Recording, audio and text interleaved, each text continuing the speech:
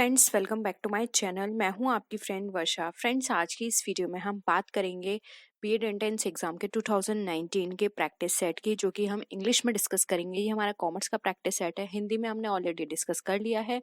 अगर आपको हिंदी में देखना है तो प्लीज़ चैनल पर जाइए और सर्च कीजिए। आपको 2-3 वीडियो स्क्रॉल करके वो मिल जाएगा, ठीक है। और इसका पीडीएफ आपको टेलीग्राम ग्रुप पे मिल जाएगा, तो टेलीग्राम ग्रुप ज्वाइन कर लीजिए। माय कॉमर्स इन्फो के नाम से 2 ग्रुप बने हुए हैं, दोनों को ज्वाइन कर लीजिए। एक डिस्कशन पर्पज से है और एक पर आपको पीडीएफ मिलेगा, ठीक है।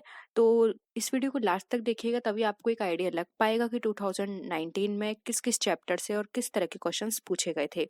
स्टार्ट करते हैं वीडियो को। वीडियो पसंद आए तो लाइक कीजिए, फ्रेंड के साथ शेयर कीजिए। किसी भी तरह की कोई भी क्वेरी हो तो प्लीज जरूर बताइएगा। देखिए, क्वेश्चन है जर्नल इज आप जर्नल क्या है? मेमोरेंडम बुक है, सेकेंडरी बुक है, प्राइमरी बुक है, या फिर none of the above? Answer करिए।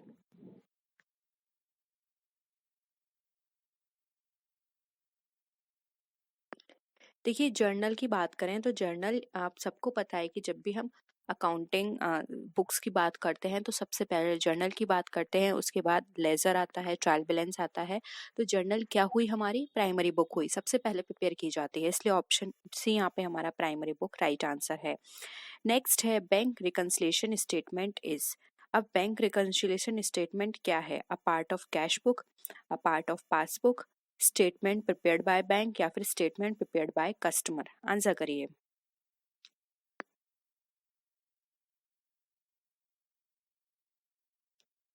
मैंने आपको ये क्वेश्चन कई बार बताया है कि बैंक रिकंसिलिएशन स्टेटमेंट जो होता है वो प्रिपेयर किया जाता है कस्टमर के द्वारा, यानी कि जिस भी कस्टमर का अकाउंट है बैंक में, वो पासबुक और कैश बुक दोनों का बैलेंस चेक करने के लिए, दोनों को आपस में बैलेंस देखने के लिए कि सही आ रहा है या नहीं, वो इस स्टेटमेंट को प्रिपेयर करते हैं।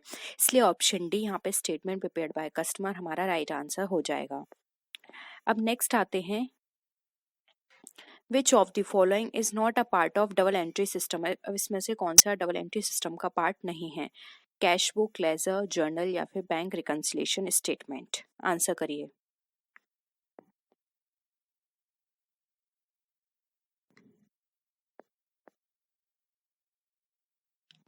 देखिए, आपने ये सभी प्रिपेयर किए होंगे, cash book, ledger and journal. इन सब में क्या होता है? डबल एंट्री सिस्टम को फॉलो किया जाता है। लेकिन बैंक रिकंसिलिएशन स्टेटमेंट, ये सिर्फ एक स्टेटमेंट है, इसमें अकाउंटिंग एंट्रीज का कोई भी इंपॉर्टेंट रोल नहीं है, इसलिए यहाँ पे ऑप्शन डी हमारा बैंक रिकंसिलिएशन स्टेटमेंट आंसर सही होगा। नेक्स्ट है करंट लाइबिलिटीज इंक्लूड। अब करंट लाइबिलिटीज में क्या क्या चीजें इंक्लूड की जाती हैं? Bills payable, creditors, outstanding expenses and all of these. Answer करिए, जल्दी जल्दी करेंगे। आप लोग कहते हैं कि मैं आपको ज्यादा ना समझाऊं, इसलिए हम जल्दी जल्दी डिस्कस करेंगे पूरा पेपर। देखिए, करंट लाइबिलिटीज का मतलब होता है जिसमें जिसकी जो पीरियड है वो लेस देन 1 ईयर हो। तो आप सबको पता है बिल्स पेबल और क्रेडिटर्स एंड आउटस्टैंडिंग एक्सपेंस, इन सभी का टाइम पीरियड कितना होता है? Less than 1 year. इसलिए यहाँ पे option D all of these हमारा राइट आंसर हो जाएगा। ये सारे ही हमारे करंट लाइबिलिटीज के पार्ट है। नेक्स्ट क्वेश्चन है, a person who owes money to the firm is called, यानी कि एक पर्सन जो कि मनी लेगा फर्म से, वो क्या कहलाएगा? डेटर्स, क्रेडिटर्स, सप्लायर्स, या फिर नन ऑफ दीज?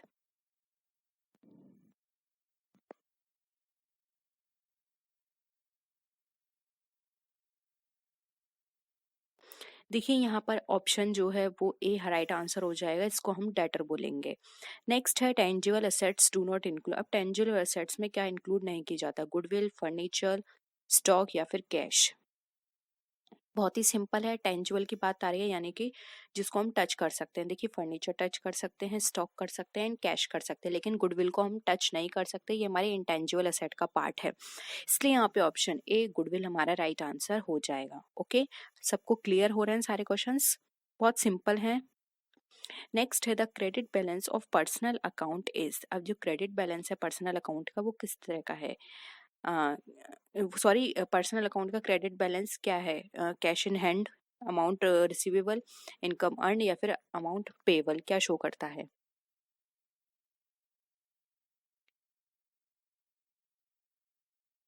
देखिए, यहाँ पे राइट आंसर हो जाएगा अमाउंट पेबल, ठीक है। नेक्स्ट है ट्रायल बैलेंस क्या है? An account, subsidiary book, a list, और फाइनल अकाउंट? देखिए हम लोग कई बार आपके साथ डिस्कस कर चुके हैं, ट्रायल बैलेंस कोई अकाउंट नहीं है, ये एक स्टेटमेंट है जिसके अंदर सारी चीज़ों का को डिटेल में वहाँ पे गिवन होती हैं, यानी कि एक यहाँ पर लिस्ट की तरह बताई जाती हैं सारी चीज़ें इसके अंदर। तो यहाँ पे ट्रायल बैलेंस हमारा एक लिस्ट है, तो ऑप्शन सी यहाँ पे हमारा राइट आंसर हो जाएगा। नेक्स्ट क्वेश्चन है एवरेज ड्यू डेट इज। अब एवरेज ड्यू डेट क्या है? Middle date of current account, certain date determined by creditors and debtors, average date of payment या फिर डेट ऑफ अकाउंट प्रिपेयरिंग। बताइए।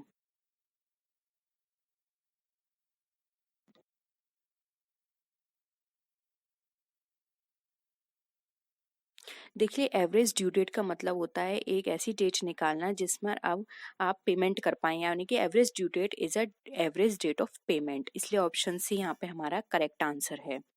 Next आइए, what is the fundamental accounting equation from the following. अब कौन सा fundamental accounting equation है? Assets equal to liabilities plus capital, liabilities equal to assets plus capital, capital equal to assets plus liabilities या फिर assets equal to liabilities minus capital. Answer करिए।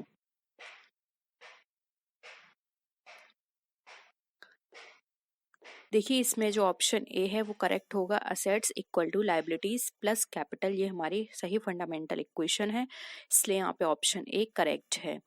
Next है types of crossing a cheque are. अब कितनी तरह की crossing होती हैं? 2, 3, 4 एंड 6।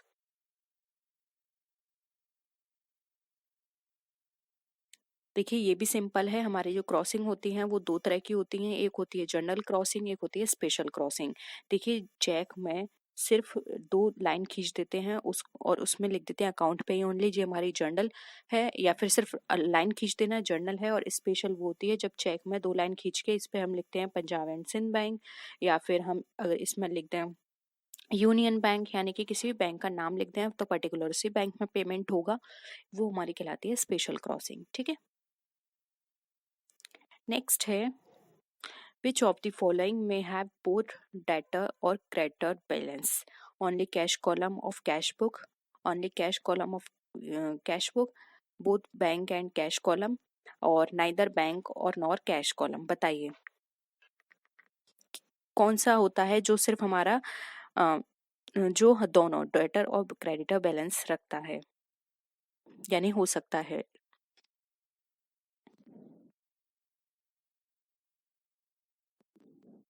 देखिए यहाँ पर हम कैश बुक की बात करें तो कैश बुक का जो कैश कॉलम होता है ये सिर्फ डेबिट बैलेंस रखता है, क्रेडिट नहीं रखता है। यहाँ पे हमने डेबिट और क्रेडिट दोनों पूछा गया है, तो बी ऑप्शन से हो जाएगा। जो कैश बुक का बैंक कॉलम होता है उसमें डेबिट बैलेंस भी हो सकता है, क्रेडिट बैलेंस भी हो सकता है, लेकिन कैश बुक में क्रेडिट बैलेंस नहीं होगा, इसलिए यहाँ पे ऑप्शन ए सॉरी बी यहाँ पे राइट है। नेक्स्ट है the lowest enclosure of filing is the file. क्या है? Wire filing, hanging filing, filing नहीं सॉरी फाइलिंग, स्टैंडर्ड फाइलिंग या फिर बोथ बी एंड सी। क्या होगा? वायर होगा, हैंगिंग होगा, स्टैंडिंग होगा। यहाँ पे लोएस्ट एनक्लोजर की बात की जा रही है, यानी छोटे व्यवसाय की। देखिए छोटे व्यवसाय की बात करें तो वहाँ पे वायर फाइलिंग हमारा सही होगा, तो ऑप्शन ए राइट है, क्योंकि उसमें ज़्यादा डॉक्यूमेंट्स नहीं आते हैं ट्रांजेक्शन्स में, इसलिए एक वायर पे वो के थ्रू ही वो सारी रिकॉर्डिंग कर सकते हैं उसमें हैंग करके। नेक्स्ट है how many types of folder file? 1, 2, 3 and 4।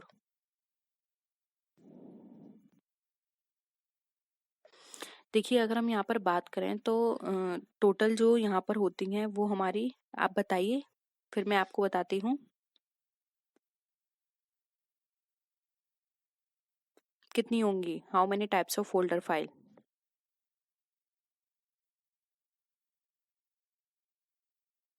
देखिए यहाँ पे ऑप्शन बी जो है राइट आंसर हो जाएगा, 2 टाइप्स की हमारी फोल्डर फाइल होती हैं। ठीक है। नेक्स्ट है the ideal of filing depends on. अब जो आइडियल फाइलिंग है वो किस पे डिपेंड करती है? कैपिटल पे, प्रोडक्शन पे, कंस्ट्रक्शन पे या फिर फॉर्म ऑफ बिजनेस पे? अभी अभी मैंने आपको ये समझाया है। जो हमारी फाइलिंग सिस्टम होता है वो हमारा डिपेंड करता है कि हमारा बिजनेस कैसा है, हमारा शॉर्ट बिजनेस है, लॉन्ग बिजनेस है, किस तरह की वहाँ पे ट्रांजेक्शन्स होते हैं, फ्रिक्वेंटली पेपर्स आते हैं या फिर बहुत कम टाइम के बाद पेपर्स आते हैं यानी डॉक्यूमेंट्स। तो वहाँ पे डिपेंड करेगा हमारे फॉर्म ऑफ बिजनेस पे। तो ऑप्शन डी यहाँ पे करेक्ट है। नेक्स्ट है यूज ऑफ साइन कार्ड। अब साइन कार्ड का यूज किस तरह होता है, कार्ड इंडेक्सिंग या फिर vowel indexing and later book indexing या फिर क्रॉस इंडेक्सिंग, बताइए। देखिए यहाँ पे साफ दिख रहा है साइन कार्ड। साइन कार्ड का मतलब कार्ड इंडेक्सिंग है, इसलिए ऑप्शन ए यहाँ पे हमारा करेक्ट है। नेक्स्ट है how many cards can we seen in the visible indexing together, several, 5, 10 या फिर नन ऑफ दिस। देखिए यहाँ पे क्वेश्चन में पूछ रहा है विजिबल। विजिबल इंडेक्सिंग में तो आप जितने कार्ड उसमें इन्वॉल्व हैं यानी कि उसमें रखे हुए हैं उतने सब दिखाई देंगे, इसलिए ऑप्शन ए सेवरल हमारा करेक्ट है। नेक्स्ट है what equipment use to quickly find letters and documents, filing, indexing, copying, electrostat machine, बताइए।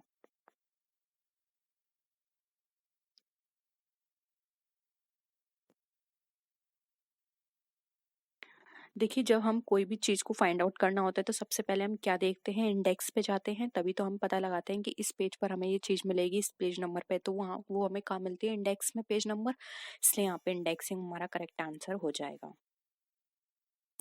2019 का पेपर बहुत सिंपल था, अगर आप थोड़ा सा सेंस से भी करेंगे तो भी सॉल्व कर सकते हैं। नेक्स्ट है letter book index is used. अब लेटर बुक्स जो है इंडेक्स वो यूज की जाती है किसमें, cooperative society, large business, small business या फिर ऑल ऑफ द अबव, बताइए।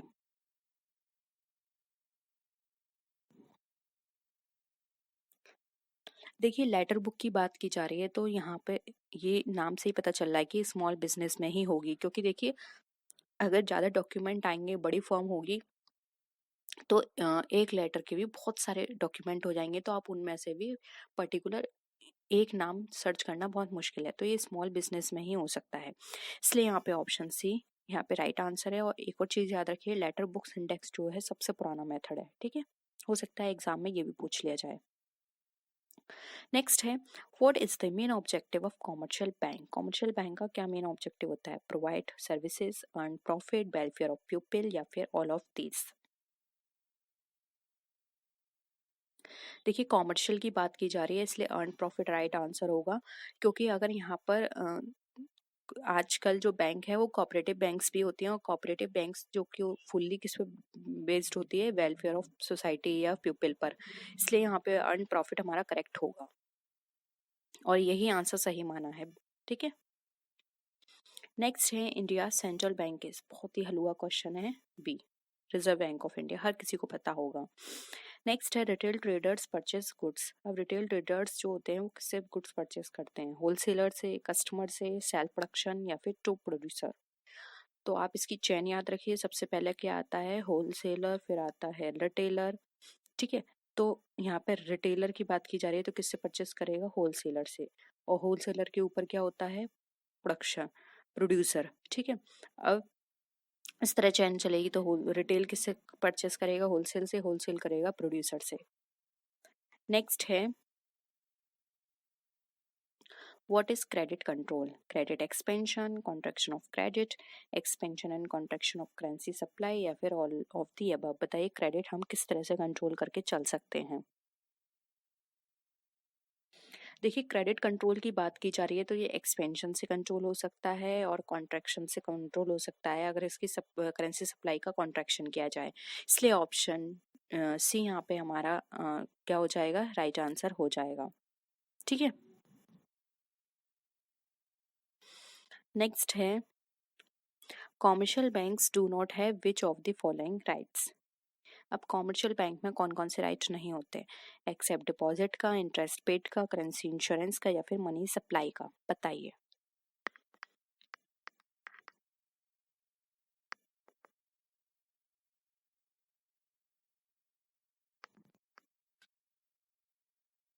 देखिए करेंसी इशुएंस यहाँ पे ही गलत होगा, क्योंकि करेंसी को इशू करने का राइट कॉमर्शियल बैंक का नहीं होता, ये होता है आरबीआई का काम।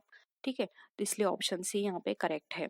नेक्स्ट है which is a price elasticity of demand for what is a price elasticity of demand for an essential commodity. Essential commodity के लिए प्राइस इलास्टिसिटी हमारी कैसी होगी बताइए। 0, 1, मोर देन 1 या फिर लेस देन 1।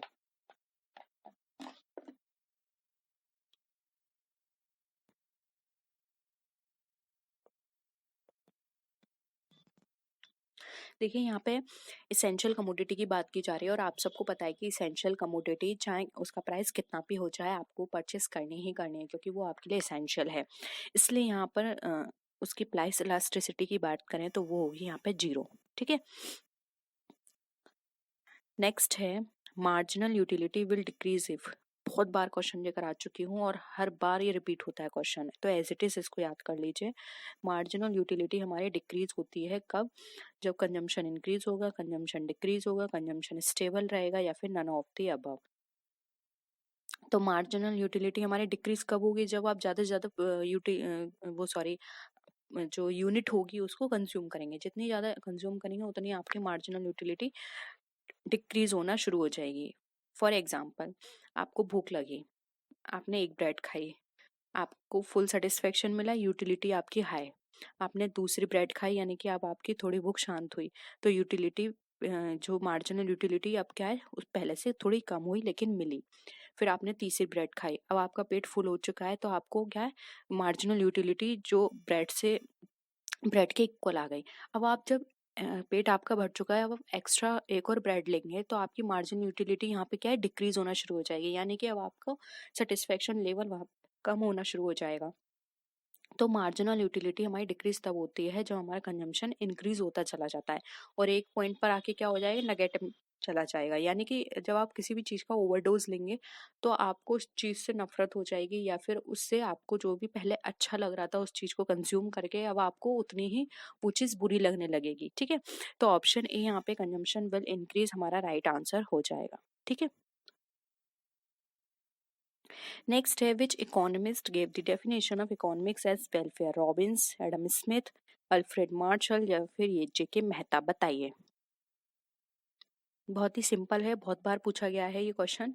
जो इकोनॉमिक्स एज अ वेलफेयर की डेफिनेशन दी थी हमारे अल्फ्रेड मार्शल ने। ऑप्शन सी यहाँ पे हमारा करेक्ट है। नेक्स्ट है who is the father of economics? Again very important question है। एडम स्मिथ, जेके मेहता, रॉबिन्स या फिर मार्शल। तो फादर ऑफ इकोनॉमिक्स कहे जाते हैं हमारे Adam Smith. Option A correct है। नेक्स्ट है generally demand and income are related. किससे होती है? नेगेटिव, पॉजिटिव, क्वालिटेटिव या फिर अपोजिट? डिमांड और इनकम का कैसा रिलेशन होता है आप सबको पता है? बताइए।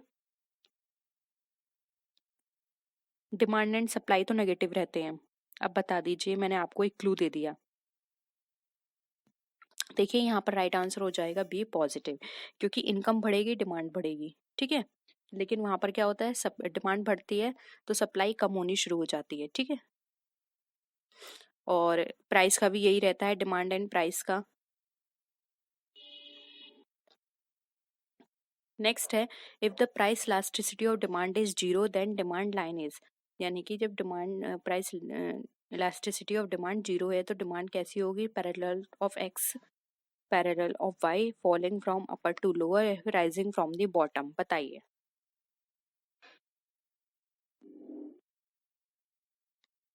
देखिए अगर हमारी प्राइस इलास्टिसिटी जो है डिमांड की वो 0 जा रही है, इट मीन्स वो पैरेलल किसके हो चलेगी? वाई के। तो ऑप्शन ए करेक्ट है। नेक्स्ट है elasticity of demand for salt is. अब सॉल्ट के लिए प्राइस इलास्टिसिटी कैसी होगी? Relatively elastic, perfectly elastic, unitary elastic या फिर रिलेटिविटी इन इलास्टिक। बताइए। देखिए इसका जो राइट आंसर है वो हो जाएगा यहाँ पे option number A, relativity elastic. ठीक है,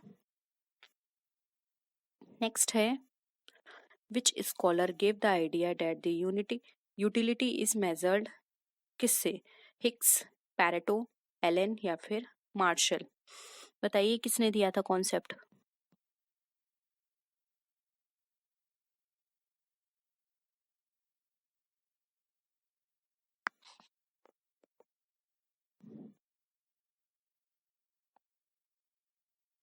देखिए यहाँ पे पैरेटो ने ये कॉन्सेप्ट दिया था कि यूटिलिटी जो है वो हमारी मेजर की जा सकती है, और ये मेजर किस में की जाती है, यूटिल्स में। ठीक है, नेक्स्ट है, who was the originator of rent theory. Rent theory किसने दी थी, रिकार्डो, एडम स्मिथ, मार्शल या फिर माल्थस।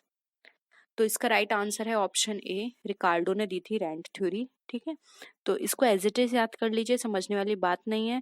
एग्रीकल्चर रेंट प्रिंसिपल के फादर भी कहे जाते हैं रिकार्डो। और इसमें अगर हम बात करें तो इसमें लैंड प्रोडक्शन जो कि लैंड ओनर का है, उसके बेसिस पर ये पूरी थ्योरी दी गई है कि किस तरह से लैंड रेंट और जो एग्रीकल्चर होता है उसके बेसिस पर किस तरह से इसका रेंट डिसाइड किया जाता है, किस तरह से सारी चीज़ें वर्क करती हैं। ठीक है, तो रेंट थ्योरी एक अलग से हम डिस्कस कर लेंगे। वैसे रेंट थ्योरी आपके एग्जाम में इतना डीप नहीं पूछा जाएगा, तो आप इतना याद कर लीजिए, रेंट थ्योरी किसने दी थी, ये दी थी रिकार्डो ने।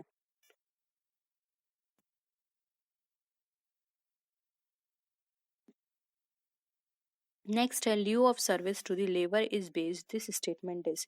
यानी कि ये जो स्टेटमेंट है, leave of service to labour is based, यानी कि अ, श्रम के साथ क्या चलता है, वेज चलती है, ये किसने कहा था। और ये बात भी बिल्कुल सही है कि आप जितना श्रम करेंगे उतनी आपको वेजेस मिलेगी।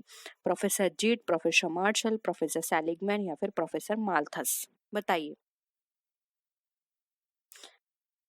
देखिए यहाँ पर इसका जो राइट आंसर हो जाएगा वो होगा यहाँ पे ऑप्शन नंबर बी, जो कि है प्रोफेसर मार्शल। नेक्स्ट है, labour is an means of production.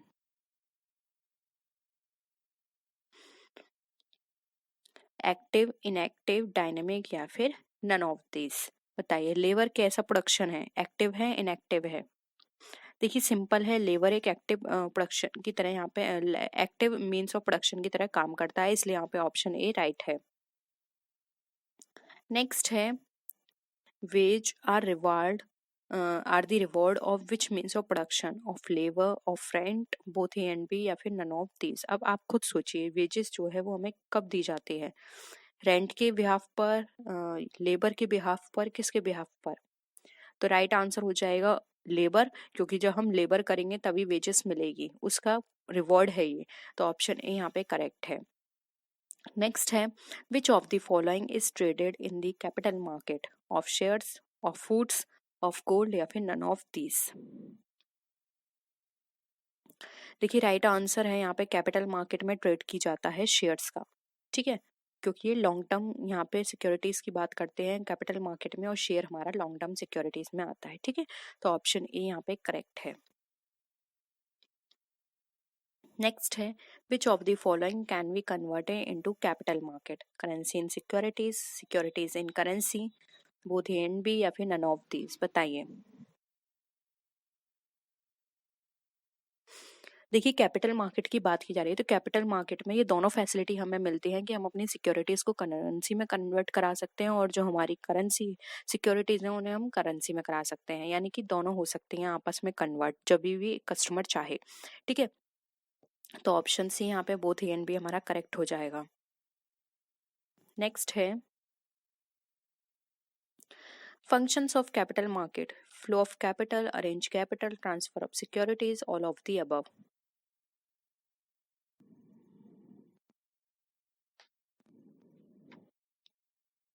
देखिए कैपिटल मार्केट की बात करें तो यहाँ पे कैपिटल का फ्लो भी होता है, अरेंज भी की जाती है कैपिटल, और ट्रांसफर भी होती है सिक्योरिटी, जो कि अभी मैंने आपको बताया, करंट सिक्योरिटीज कैश में और कैश सिक्योरिटीज में, इसलिए यहाँ पे ऑप्शन डी करेक्ट है। नेक्स्ट है, related to the importance of capital market is. अब कैपिटल मार्केट से क्या रिलेटेड है, assistant in industrial development, increase in capital formation, dual role operation या फिर ऑल ऑफ दी अबव, बताइए।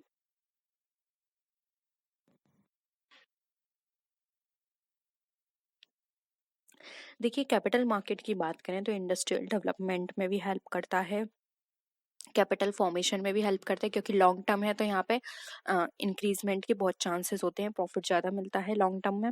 और डुअल रोल ऑपरेशन भी प्ले करता है। डुअल रोल कैसे है, जैसे कि मैंने आप बताया था कि सिक्योरिटीज को कन्वर्ट करा सकते हैं कैश में, कैश को सिक्योरिटीज में। ओके, इसलिए यहाँ पे option D all of the above हमारा करेक्ट हो जाएगा। नेक्स्ट है, sources for obtaining long term finance is debenture, preference shares, specific financial institutions या फिर ऑल ऑफ द अबव? बताइए। देखिए लॉन्ग टर्म की बात कर रहे हैं तो यहाँ पर डिवेंचर, प्रेफरेंस और स्पेसिफिक फाइनेंशियल इंस्टीट्यूशन ये सभी लॉन्ग टर्म के सोर्स हैं। फाइनेंशियल इंस्टीट्यूशन से भी लॉन्ग टर्म फैसिलिटीज हमें मिलती हैं, इसलिए ऑप्शन डी यहाँ पे ऑल ऑफ द अबव हमारा करेक्ट हो जाएगा। वीडियो पसंद आ रही है तो प्लीज़ वीडियो को लाइक कीजिए, अपने फ्रेंड्स के साथ शेयर कीजिए, जिससे उनको भी आइडिया लग जाए कि 2019 में किस तरह का पेपर पूछा गया था। और हिंदी में देखना है तो आप हिंदी भी देख सकते हैं, कमेंट सेक्शन में मैं उनका लिंक दे दूंगी हिंदी में इस पेपर का, तो आप वो भी देख सकते हैं। नेक्स्ट है when the total utility is maximised then the marginal utility become zero, positive, negative, none of the above. अभी अभी मैंने आपको ये समझाया था। मार्जिनल यूटिलिटी हमारी जीरो होती है कब? जब हमारी टोटल यूटिलिटी मैक्सिमाइज्ड होती है, इसलिए ऑप्शन ए करें जीरो यहाँ पे राइट आंसर है। नेक्स्ट है total cost equal to total fixed cost minus क्या होगा? बताइए। देखिए टोटल कॉस्ट हमारी तब इक्वल होगी जो हमारे टोटल फिक्स्ड कॉस्ट में टोटल वेरिएबल कॉस्ट को प्लस कर दिया जाएगा, ठीक है। तो ऑप्शन डी यहाँ पे करेक्ट है। नेक्स्ट है what is the name of Alfred marshals book? Alfred Marshall की बुक का क्या नाम है? Wealth of nation, principle of economics, economics या फिर अ गाइड टू इकोनॉमिक्स? बताइए। तो इनकी बुक का नाम था प्रिंसिपल ऑफ इकोनॉमिक्स, जो कि बहुत फेमस थी और ये बहुत बार पूछी जाती है, तो नोट कर लीजिए, ये एग्जाम में हो सकता है इस बार भी पूछी जाए। नेक्स्ट क्वेश्चन है what is written between special crossing? Name of bank, name of person, name of place या फिर अमाउंट टू पे? बताइए। अभी अभी मैंने आपको ये डिस्कस किया ये क्वेश्चन।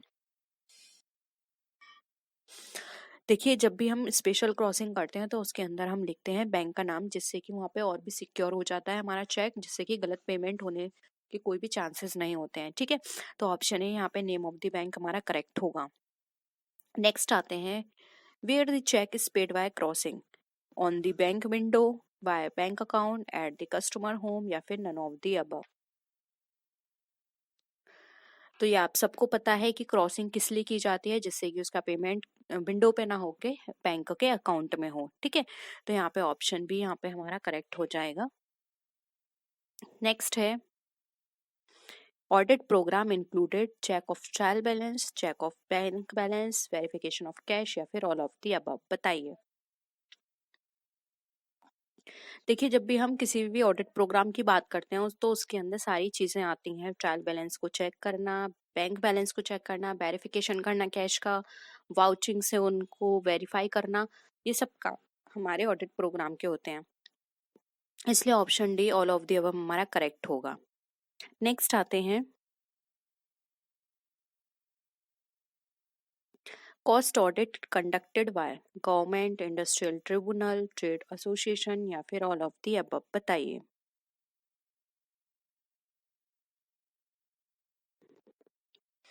देखिए इसका जो राइट आंसर हो जाएगा वो होगा यहाँ पे जो ऑडिट है वो कॉस्ट ऑडिट किसी के द्वारा भी कंडक्ट कराई जा सकते हैं। अगर किसी को भी डाउट होता है तो गवर्नमेंट को लगता है कि कंपनी सही से काम नहीं कर रही है, वो करा सकते हैं, इंडस्ट्रियल ट्रिब्यूनल करा सकते हैं या फिर ट्रेड एसोसिएशन को कोई भी डाउट लगता है तो वो करा सकते हैं, इसलिए यहाँ पे option D all of the above हमारा करेक्ट होगा। नेक्स्ट है ऑडिटर इज एन, अब एक ऑडिटर क्या है? एम्प्लॉय, एम्प्लॉयर, इंडिपेंडेंट पर्सन या फिर अकाउंटेंट? तो आप सबको पता है एक ऑडिटर जो होता है वो इंडिपेंडेंट पर्सन की तरह वर्क करता है, तो ऑप्शन सी यहाँ पे राइट आंसर है। कोई भी उनको अपॉइंट करे, चाहे बोर्ड ऑफ डायरेक्टर, चाहे शेयर होल्डर्स, उनकी ड्यूटी है ट्रू पिक्चर बतानी कंपनी की कि कंपनी किस तरह काम कर रही है। उनको किसी के दबाव में आके काम नहीं करना है, वो बिल्कुल इंडिपेंडेंट होते हैं, जो उन्हें लगता है कंपनी में वो वही पिक्चर बाहर शो करते हैं, ठीक है, वही वो अपनी रिपोर्ट में दिखाते हैं। नेक्स्ट है first auditor of a company is appointed by management, board of director, share holders या फिर गवर्नमेंट? बताइए। यहाँ पे फर्स्ट ऑडिटर की बात की जा रही है, तो आप सबको पता है कि जैसे ही कंपनी का रजिस्ट्रेशन हो जाता है तो कंपनी के रजिस्ट्रेशन के विद इन 13 डेज कंपनी का फर्स्ट ऑडिटर अपॉइंट हो जाना चाहिए। और जैसा कि हमको पता है कि 13 डेज में कोई भी शेयर होल्डर्स नहीं होते हैं जो अपॉइंट करें, इसलिए बोर्ड ऑफ डायरेक्टर्स वहाँ अपॉइंट करते हैं, बाद में शेयर होल्डर्स अपॉइंट करते हैं ऑडिटर, ठीक है। इसलिए यहाँ पे option B board of directors हमारा करेक्ट आंसर होगा। तो ये था हमारा क्वेश्चन 2019 का प्रीवियस पेपर कॉमर्स का। होप यहाँ पर आपको एक आइडिया लग गया होगा, और 2000 जो हमने 20 का पेपर डिस्कस किया था वो भी आपने देख लिया होगा। तो लगभग आपको दोनों पेपर से आइडिया लग गया होगा कि 2019 का पेपर जो था बहुत ही हलवा था, लेकिन उसके कंपैरिजन में 2020 का पेपर जो है थोड़ा टफ है।